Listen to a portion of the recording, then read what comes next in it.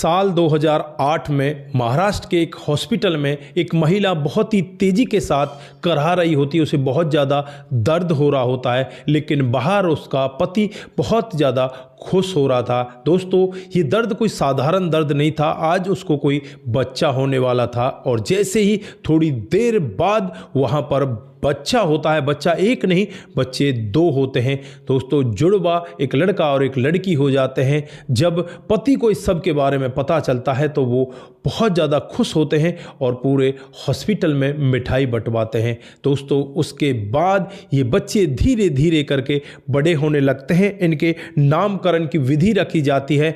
एक का नाम लड़के का प्रमोद रखा जाता है, लड़की का नाम प्रिया रखा जाता है और उसके बाद ये धीरे धीरे करके बड़े होने लगते हैं। दोस्तों, जैसे ही ये 3 साल के होते हैं तो अचानक ही रात को उठ जाया करते। दोनों एक दूसरे को देख देख कर रोने लगते। लड़की फिर यहाँ पर अपने भाई से कहने लगती कि भाई मुझे बचा लो, वो लोग मुझे मार डालेंगे। दोस्तों, यहाँ पर माता पिता ऐसा व्यवहार देखकर एक बार के लिए खुद भी डर जाते और इन बच्चों से पूछने लगते, बेटा तुम्हें हुआ क्या है। वो यहाँ पर कुछ नहीं बताते, बस एक दूसरे को देखकर रोने लग जाया करते। यहाँ पर जो दिन प्रतिदिन बीत रहे थे उनमें भी ये लड़का लड़की इसी तरह से रोते। अगर एक लड़का रोने लग जाता तो लड़की भी उसके साथ रोती, कभी लड़की रोती तो लड़का भी के साथ रोया करता। अब इनको पता चलता है कि एक मौलवी है, उसके पास जाया जाए, वो बहुत अच्छा धागा बांधता है। फिर ये पति पत्नी अपने बच्चों को लेकर मौलवी के पास पहुंच जाते हैं। मौलवी इनको धागा बांध देता है, लेकिन उस धागे से कोई भी असर नहीं मिलता और ये ऐसे ही अपनी हरकतों से कभी बाज नहीं आते। दोस्तों, धीरे धीरे समय बीत रहा होता है। एक दिन का वाक़या होता है जब इन दोनों को नज़दीकी हॉस्पिटल में ले जाया जाता है। वहाँ जाकर जब डॉक्टर साहब से बातचीत की जाती है तो डॉक्टर साहब कहते हैं कि ये दोनों जुड़वा हैं, इन दोनों में एक जैसा व्यवहार जरूर होगा। अगर एक को चोट लगेगी तो दर्द दूसरे को भी होगा। ये ऐसा होता है क्योंकि ये पेट में भी एक साथ ही पले बड़े हैं और अब यहाँ पर भी एक साथ ही रह रहे हैं। दोस्तों, माता पिता बहुत ज़्यादा दुखी होने लगते हैं और जब ये बच्चे 5 साल के होते हैं तो 5 साल का बच्चा संस्कृत में श्लोक सुनाने लगता है। दोस्तों, ये बहन भाई दोनों के दोनों अपने माता पिता से कहने लगते हैं कि हम तो ब्राह्मण हैं, तुम ब्राह्मण क्यों नहीं हो, तुम अपने गले में जनेऊ क्यों नहीं बांधते। अपने पिता से ये लड़का कहता है।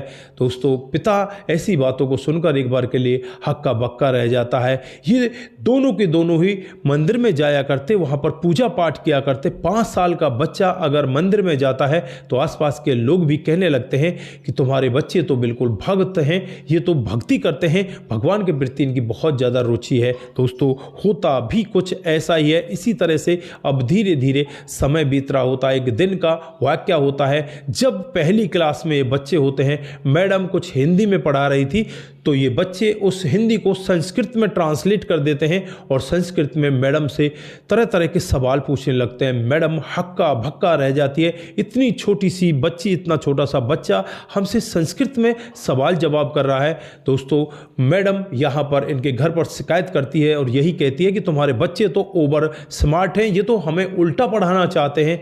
लेकिन यहाँ पर माँ बहुत ज़्यादा परेशान होकर वो कुछ भी नहीं कर पाती। धीरे धीरे समय बीतता रहता है और समय बीतते बीतते अब ये बच्चे 9 साल के हो जाते हैं। दोस्तों, अब यहाँ पर एक दिन का वाक़या होता है जब रात को ये दोनों के दोनों डर जाते हैं। जो बहन है वो अपने भाई से कहने लगती है कि भाई मुझे बचा लो, नहीं तो वो लोग हमें मार डालेंगे। दोस्तों, अब यहाँ पर जो बहन है वो अपने भाई से कहती है कि रामकिशन उठ, तुझे राजो के साथ चलना है। दोस्तों, रामकिशन राजो, ये माता पिता नाम सुनते हैं तो एक बार के लिए हक्का भक्का रह जाते हैं। इनके बेटे और बेटी का नाम तो प्रमोद और प्रिया था, ये रामकिशन और राजो कैसे कह रहे हैं। अब यहाँ पर जो माँ होती है इन दोनों को अपने पास बिठाती है और बिठाकर इनसे पूछने लगती है कि बेटा बेटी तुम हो कौन और तुम ऐसा क्यों कह रहे हो। तो यहाँ पर जो बेटी है वो कहने लगती है कि मेरा नाम राजो है, मुझे आप प्रिया मत बुलाया करो। बेटा है वो कहने लगता है कि मेरा नाम रामकिशन है, मुझे तुम प्रमोद मत बुलाया करो। दोस्तों, अब यहाँ पर माँ और भी ज़्यादा अचंभे में पड़ जाती है। फिर कहती है कि ठीक है, राजो ही तुम्हें बुलाऊंगी, रामकिशन ही तुम्हें बुलाऊंगी, लेकिन मुझे बताओ तो सही तुम्हारे साथ में हुआ क्या है, तुम रात को क्यों डर जाते हो। तो यहाँ पर वो कहने लगते हैं कि माँ, हमारा दूसरा जन्म हुआ है। इससे पहले हम एक और गांव में थे जो शाहजहाँपुर में है। 1986 में जो रामकिशन है उसकी उम्र 24 साल थी, राजू की उम्र 27 साल थी, उसकी बड़ी बहन थी, इनके 3 भाई भाभी, पूरा घर परिवार था। जो राजू है उसकी शादी हो चुकी थी, वो अपने परिवार में थी, उसके 2 बेटे भी होते हैं। लेकिन यहाँ पर जो भाई होते हैं, इस भाई रामकिशन की ज़मीन को हड़पना चाहते हैं। 3 भाई एक तरफ हो जाते हैं, अकेला रामकिशन पड़ जाता है। इसकी ज़मीन को ज़बरदस्ती वो लोग हड़पना चाहते थे। अब ये अपनी बहन राजू को खत लिखता है और खत के जरिए अपनी बहन राजू को अपने गाँव में बुलाता है। कई दिन के बाद राजू यहाँ पर पहुँचती है। राजू जब यहाँ पर आती है तो अपने भाइयों से बुरा भला कहती है और उससे कहती है कि इस जमीन में मेरा भी हिस्सा है, अगर तुमने इस भाई को पूरी जमीन बराबर की नहीं दी तो मैं भी अपना हिस्सा लूंगी। दोस्तों, इन लोगों की लड़ाई इस तरह से आगे बढ़ जाती है। ये 3 लोग होते हैं जिसमें रामकिशन, राजू और रामकिशन की पत्नी, ये 3 लोग होते हैं। बाकी दूसरी तरफ 6 लोग होते हैं, 3 इनके भाई और 3 भाभियां होती हैं। अब ये 6 के 6 लोग इनके ऊपर टूट पड़ते हैं और ज़बरदस्त यहाँ पर इनके ऊपर हमला किया जाता है। तेज़धार हथियारों से इन दोनों के ऊपर हमला किया जाता। तीनों के ऊपर ही हमला तो हुआ था, लेकिन जो तीसरी यहाँ पर रामकिशन की पत्नी होती है वो बच जाती है और इधर जो ये रामकिशन और राजू हैं, इन दोनों की मौत हो जाती है। आनन फानन में ही गांव के लोगों को पता चल जाता है। गांव के लोग यहाँ पर चारों तरफ इकट्ठा हो जाते हैं। जो रामकिशन की पत्नी होती है वो गांव वालों के सामने हाथ जोड़ने लगती है, गुहार लगाने लगती है कि मेरे पति का अंतिम संस्कार तो करवा दीजिए, मेरे पति को इन लोगों ने मार डाला। दोस्तों, यहाँ पर वो ये भी कहती है कि मेरी ननद को भी मार डाला। अब यहाँ पर इन दोनों का अंतिम संस्कार किया जाता है, लेकिन जो यहाँ पर रामकिशन होता है वो इस शरीर से निकल चुका था, बाहर आ गया था। वो अपनी पत्नी को भी रोकता है, तुम कर क्या रहे हो। इधर जो राजू होती है उसका जो आत्मा होती है वो भी बाहर आ चुकी थी। वो भी बार बार यही कह रही थी कि तुम कर क्या रहे हो, हमें क्यों फूंक रहे हो, हम जिंदा हैं। ये वापस उस शरीर में जाना भी चाहते लेकिन ये उस शरीर में नहीं जा पाते। इधर जो भाई होते हैं वो अपने घर चले जाते हैं। भाभी बड़ी खुश होती हैं। गांव के लोगों की मदद से जो रामकिशन की पत्नी होती है इनका अंतिम क्रियाक्रम कर देती है। जब अग्नि के सुपुर्द इन्हें किया जा रहा था तब भी रामकिशन उसमें अंदर बैठना चाहते लेकिन वो अंदर नहीं बैठ पाते। राजू भी अंदर जाना चाहती लेकिन राजू भी अंदर नहीं जा पाती। दोस्तों, अब यहाँ पर जो गांव वाले हैं वो पुलिस को बुला लेते हैं और पुलिस यहाँ पर इन तीनों भाइयों को गिरफ्तार कर लेती है। गिरफ्तार करने के बाद उन्हें जेल के अंदर बंद कर देती है। इधर जो यहाँ पर पत्नी होती है वो यहाँ 13वीं की तैयारी करती है। पूरे 13 दिन तक जो भी क्रियाकलाप होते हैं, जो भी रिश्तेदार आते हैं, यार आते हैं, कोई क्या कर रहा है, ये दोनों के दोनों बैठकर वहाँ पर देख रहे थे। रामकिशन भी वहाँ पर ये पूरा वाकया देख रहा था, राजू भी पूरा वाकया देख रही थी, लेकिन ये कुछ कर ही नहीं पाते। ये बार बार यहाँ पर अपने लोगों को रोकना चाहते, उनसे कुछ कहना चाहते, लेकिन इनकी कोई आवाज़ सुन ही नहीं रहा था। दोस्तों, जैसे ही 13वीं आती है, 13वीं के बाद एक हवा का सा झोंका आता है,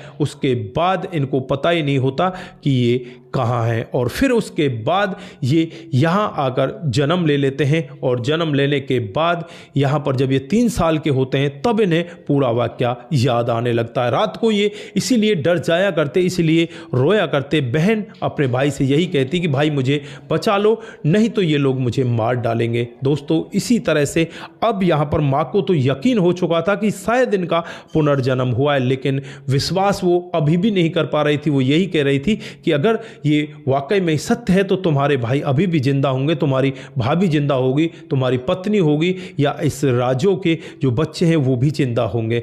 दोस्तों, अब यहाँ पर जो पति है शाम को आता है, शाम को उसे पूरा वाकया बताया जाता है। पति एक बार में ही विश्वास कर लेता है और जैसे ही अगला दिन आता है एक गाड़ी किराए पर की जाती है और सीधे ही अपने घर से निकलकर शाहजहाँपुर के उसी गांव में पहुंच जाते हैं। और जैसे ही उस गांव में प्रवेश करते हैं तो राजू एकदम से कहने लगती है कि माँ, ये देखो जो चौपाल आप देख रही हो ना, इसी पर मेरी बारात रुकी थी और 3 दिनों में मेरी बारात यहाँ से गई थी। दोस्तों, जो माँ है उसकी उसकी आंखें भी द्रवित होती हैं, जो राम किशन होता है, और वो यहाँ पर कहने लगता है कि माँ, ये गलियाँ बदल चुकी हैं, पहले ऐसी गलियाँ नहीं थी, पहले तो ये और ही तरह की गलियाँ थी, साफ सफाई हुआ करती थी, अब तो यहाँ पर गंद मचा रखी है, लोगों ने बहुत गलत काम कर रखा है। दोस्तों अब वो सीधे के सीधे उस घर पर पहुँच जाते हैं जहाँ पर इनका बड़ा भाई एक चारपाई पर बैठकर चाय की चुस्की ले रहा होता है। दोस्तों वो छोटा भाई जो फिलहाल यहाँ पर प्रमोद होता है, राम किशन वो पहले हुआ करता था, अब उस खाट पर जाकर बैठ जाता है और अपने बड़े भाई से कहने लगता है कि बड़े भाई क्या हाल चाल है, अब तो मेरी ज़मीन लेकर तुम बड़े खुश होंगे। तो यहाँ पर एकदम से वो बूढ़ा व्यक्ति हक्का बक्का रह जाता है और कहने लगता है तेरा दिमाग खराब हो गया है, तू कह क्या रहा है। तो यहाँ पर वो छोटा सा बच्चा 9 साल का पूरी कहानी उसे डिटेल से बताता है कि भाई किस तरह से तुमने मुझे मारा था, और ये जो मेरे साथ में ये राजू है, इसे तो तुम जानते होंगे, तुमने हमारी बहन को भी नहीं बख्शा। फिर यहाँ पर बहन उस भाई से कहने लगती है कि मेरा क्या कसूर था, मैं तो यही कह रही थी कि मेरे भाई को बराबर का हिस्सा दे दो, तुमने मुझको भी मार डाला, तुम्हें नहीं पता मेरे बच्चों का क्या हाल हुआ होगा, मेरे पति कैसे मेरे बगैर रहे होंगे। दोस्तों यहाँ पर छोटी सी बच्ची अपनी आंखों में आंसू भर लाती है। फिर जब ये ऐसी बातें वहाँ पर हो रही थी तो पूरा गांव वहाँ पर इकट्ठा हो जाता है।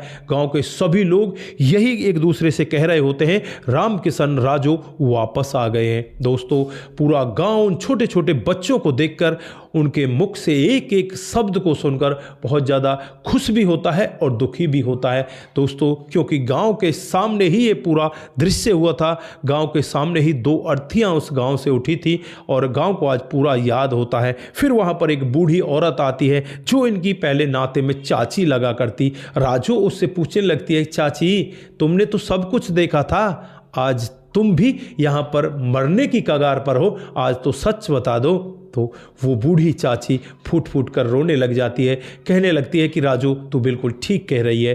दोस्तों यहाँ पर अब ये दोनों बहन भाई कहने लगते हैं कि भगवान तुम्हें तुम्हारी करनी का फल देगा, हम तुम्हें यहाँ पर सज़ा दिलाने नहीं आए, क्योंकि पता नहीं तुम्हें सज़ा मिली है नहीं मिली, तुम जमानत पर कैसे यहाँ पर छूट गए, हमें सब के बारे में कुछ नहीं पता, क्योंकि हमने तो अपनी डोर भगवान के साथ लगा रखी है, हमें तो भगवान पर विश्वास है, तुम्हें तुम्हारे किए का जरूर फल मिलेगा। दोस्तों अब यहाँ पर वो तीनों के तीनों भाई इन दोनों बच्चों के पैरों में बैठ जाते हैं, हाथ जोड़ने लगते हैं, कहने लगते हैं कि हमें माफ़ कर दो, हम लालच के बसीभूत होकर इस तरह से पागल हो गए थे।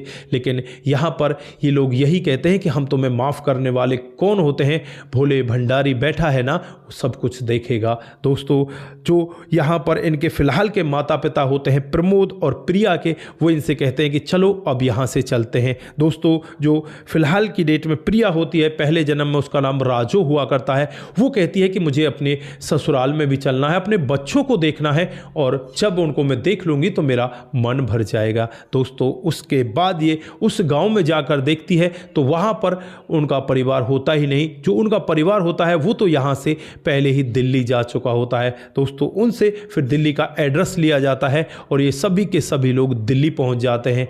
और जब दिल्ली जाकर जो राजू है अपने पति से कहती है कि तुम मेरे पति हो, क्या हाल चाल है, हमारे बच्चों का क्या हाल चाल है। आज तो बच्चों की बहुएं भी आ चुकी थी, बच्चों के बच्चे भी हो चुके थे, वो सब यहाँ पर उसे ड्रामा समझने लगते हैं। और फिर जो यहाँ पर प्रिया होती है, पहले जो राजू थी, वो अब अपने पति जो उसका पहले जन्म में था उसे एक कोने में लेकर जाती है और उससे कुछ ऐसी बातें कहती है जिसे सुनकर पति भी हक्का बक्का रह जाता है, क्योंकि वो बातें पति पत्नी के अलावा तीसरा कोई जानता ही नहीं था।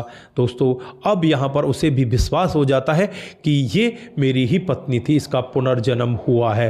दोस्तों यहाँ पर जो फिलहाल प्रिया होती है वो उनसे कहती है कि हम आपके परिवार में दखल अंदाजी करने के लिए नहीं आए, बस मेरी एक दिली इच्छा थी कि मैं अपने परिवार को देखूं, उनसे बातचीत करूं। मेरा परिवार तो मेरे यही माता पिता हैं, मेरा यही भाई है, अब हम लोग वहीं पर रहेंगे और बस हम तो यहाँ पर आप लोगों से मिलने के लिए आए थे। दोस्तों उसके बाद यहाँ पर वो सभी के सभी लोग खाना पीना तो खाते हैं। खाना पीना खाने के बाद ये माता पिता और ये दोनों बच्चे प्रमोद और प्रिया गाड़ी में बैठकर सीधे अपने गांव पहुंच जाते हैं और वहां पर बड़े आराम से रहने लगते हैं। तो दोस्तों ये एक छोटी सी कहानी हमें ये सब बताकर जाती है कि पुनर्जन्म होता है और पुनर्जन्म में पहले जन्म की यादें भी रह जाया करती हैं। ये कुछ ही बिरले लोग होते हैं जिनको यादें रह जाती हैं, या कुछ उनके जीवन में तकलीफ हुई हो या कोई ज़्यादा खुशी का मामला हुआ हो, ये सब बातें उन्हें याद रह जाती हैं। यहाँ पर इन दोनों बच्चों को भी ये पूरी बातें याद थी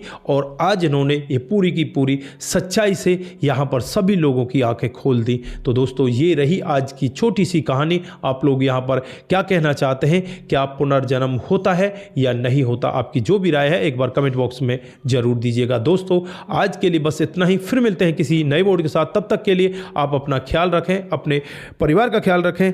दोस्तों, जिन साथियों ने हमारे पिछले वीडियोज पर कमेंट किए थे उनका नाम हम यहाँ पर बारी बारी से लेने वाले हैं। दोस्तों, जो सबसे पहला कमेंट आता है वो मुनमुन श्रीवास्तव का आता है। वो लिखते हैं कि आपकी कहानी बहुत ही बेहतर होती है। मुनमुन जी, बहुत बहुत धन्यवाद। उसके बाद में जो कमेंट आता है वो रघुवीर सिंह का आता है। वो लिखते हैं कि आपकी कहानी बहुत ही सुंदर होती है। कमल सिंह जी टॉप स्टोरी लिखते हैं। सपन देहे जी गुड स्टोरी लिखते हैं। आपका बहुत बहुत धन्यवाद। उसके बाद में जो कमेंट आता है वो बिमला ग्रिप्स का आता है। वो लिखते हैं कि आपकी कहानी बहुत ही अच्छी होती है। मोनू जैन जी जय माता दी, बहुत बहुत धन्यवाद, जय माता दी। उसके बाद में जो कमेंट आता है वो हेमंत कुमार का कमेंट आता है। वो लिखते हैं कि आपकी कहानी बहुत ही बेहतर होती है। बहुत बहुत धन्यवाद। पुष्पा श्रीवास्तव जी यहाँ पर कमेंट लिखती हैं कि आपकी कहानी बहुत ही बेहतर होती है। बहुत बहुत धन्यवाद। समाधान पाटिल जी, भाई साहब आपकी कहानी सुनकर बहुत अच्छा लगता है। समाधान पाटिल जो जलगांव महाराष्ट्र से हमें देखते हैं। राम गुसाई जी, लड़के ने बहुत गलत किया। कविता बूरा जी, वेरी नाइस स्टोरी, बहुत बहुत धन्यवाद। प्रभु दयाल जी हमें कमेंट करते हैं और कहते हैं कि आपकी कहानी बहुत अच्छी होती है। प्रिंस कुमार गोंड जी, जय श्री राम, राधे राधे राधे राधे जी। सपन देही जी का कमेंट आता है। मोनू जैन जी और बिमला ग्रिप्स जी हमें गुड मॉर्निंग लिखती हैं। आप सभी का दिल की गहराइयों से बहुत बहुत धन्यवाद। आप इसी तरह से हमारे साथ बने रहें, इसी तरह से अपने कमेंट हमारे साथ में साझा करते रहें। सतर्क रहें, सावधान रहें और अपने कर्मों की तरफ विशेष ध्यान दें, भगवान को देखते हुए। जय हिंद, जय भारत, जय भोलेनाथ।